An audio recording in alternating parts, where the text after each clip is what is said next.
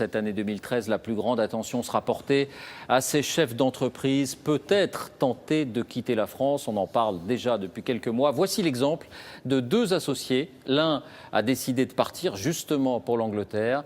L'autre a décidé de rester en France. Clément Le Goff, Thomas Donzel.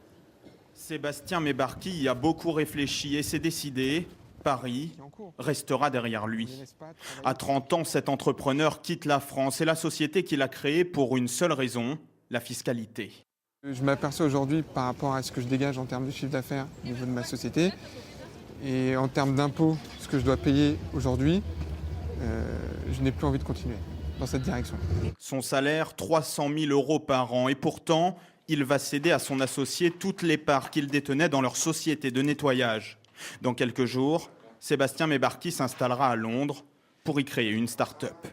J'ai envie d'entreprendre avant tout tranquillement, sereinement, de plus gérer la partie administrative, qu'aujourd'hui l'administration française est un poids énorme dans une société. Fuir la fiscalité française, impensable pour son associé. Malgré tout, c'est quand même mon pays qui m'a amené cette chance, la chance que j'ai aujourd'hui d'avoir ma boîte. Le fait de partir, non, moi, c'est pas. Je trouve que c'est quand même un peu lâche, malgré tout.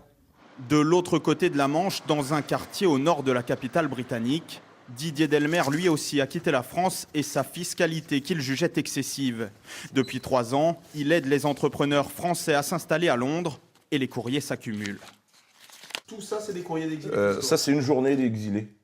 C'est pas une semaine, c'est une journée. En 2012, on a fait 187 déménagements, très exactement. Et 31 prévus en janvier.